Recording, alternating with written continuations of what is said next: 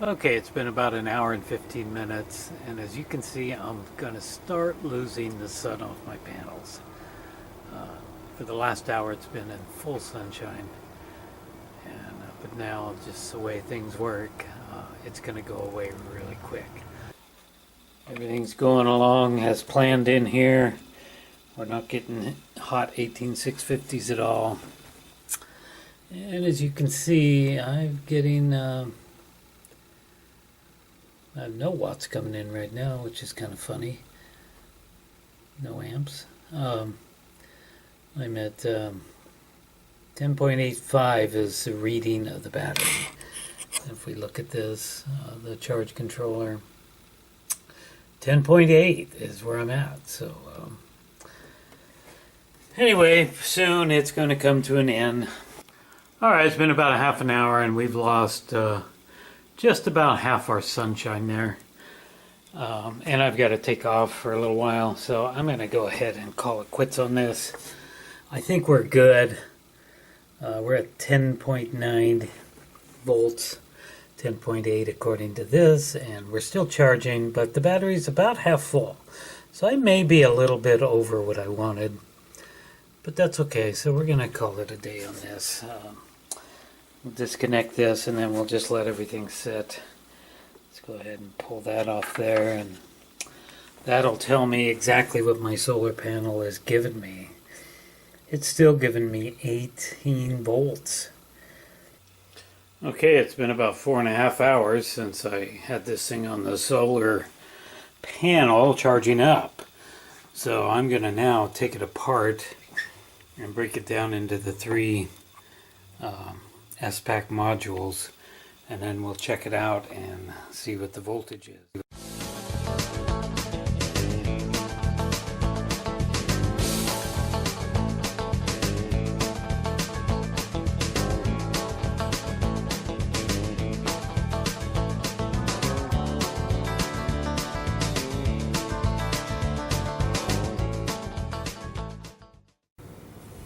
Okay, there we have it. I just broke these down into individual packs. These are still feeding off each other because they're all connected up. They should be at their resting voltage now, but I would be willing to bet that would change. So we're going to let them sit even longer. So bank number 1 was at 3.2 volts. Bank number 2, 3.44 volts, and the third bank, 3.3 volts. Okay, I just checked my cells out here. It's been in exactly 24 hours. Cell number 1 actually went up from 3.24 to 3.42. So it's gone up. Cell number 2 has went up from 4.4 to 4.7. And cell number 3 has went up from 3.3 to 4.0. So that's not too surprising. That just means that it hasn't reached its resting voltage yet. Okay, it has been 24 more hours now, and I made a little change here yesterday, and we'll use this little 3S pack here as an example, just because I can get it closer to the camera. So the way I've had these before is the nickel strip, which is really thin. It's designed to fit perfectly in these black holders just like that. And all I was doing was taking my magnet and putting it on there, what should have been a good connection. And I would do that for each connection point. But I decided yesterday to make a little bit of change and do it the opposite way. So instead, I took my magnet and put it on there, so that's a direct connection, and then just like that, and then putting my nickel strip on top of it. So maybe that connection is better. I'm not really sure.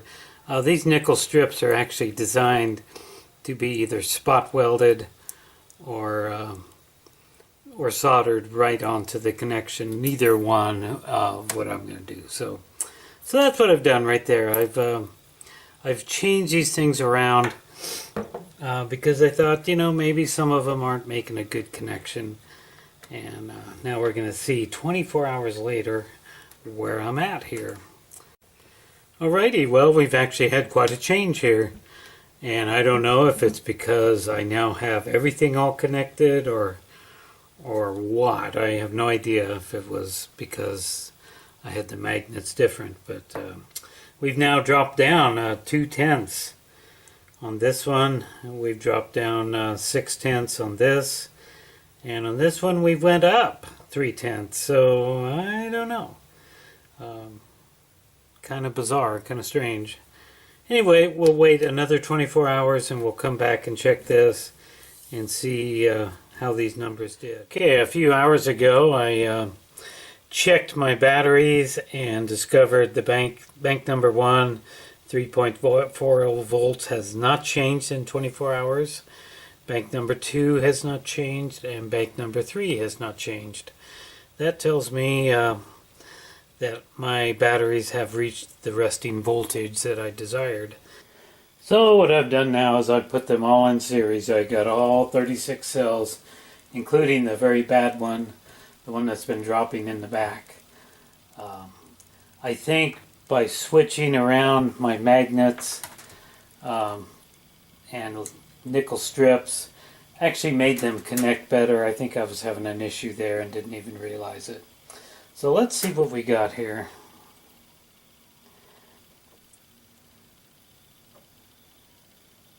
.41 volts. Yep. So we'll write that down.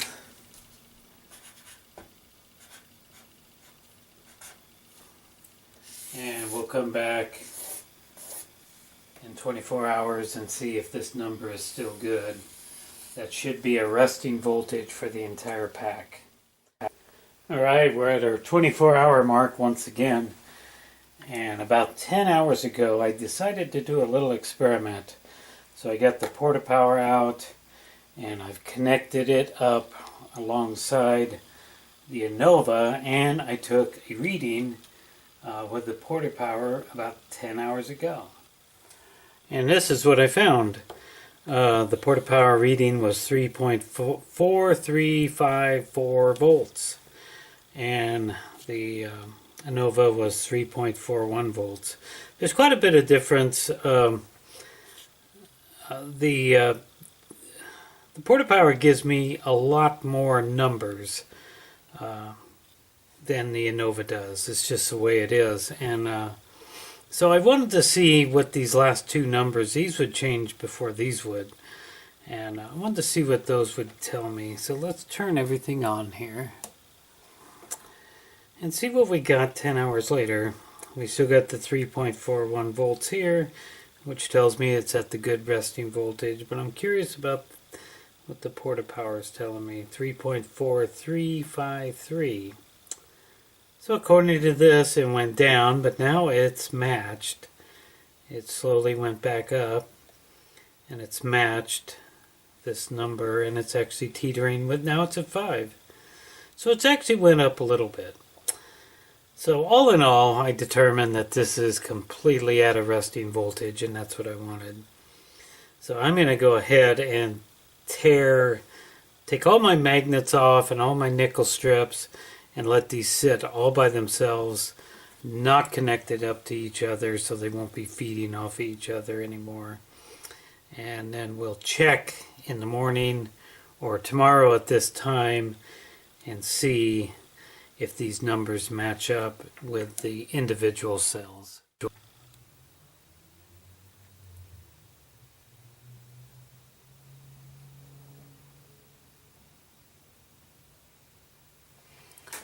Okay, well, it's been 24 more hours and I just checked this entire pack of 36 cells, including the 3 that I separated, that are all still holding at 3.35 volts.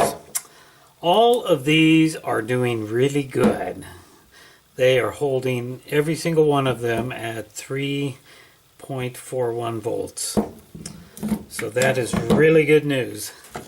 That means that they're resting now because they've been at that for a while now. So that's a good resting voltage. So now it's time to store these and put them away And you're probably saying, man, it's about time. You've been going on about these cells for quite a while. And I have. I got kind of, really kind of carried away with them and all the rest. But it's now time to store them away. The cell that I thought was dropping apparently is not. 3.41 volts is what it's holding at. So if it was dropping, it would have went down a couple of tenths by now, I would think. So as I said before, I wanted to try one last attempt to save it, and I managed to do that. So these are going to go into storage now. I'm going to store them in a place where it's basically going to be room temperature, and there's not going to be any kind of fluctuation or change in temperature. And the plan is to basically let these 36 cells, including these, sit for a couple of months until I get around to building a nice bank out of them. Wrote myself a nice big note here telling me what's going on here, so I'll be able to just pick up where I left off.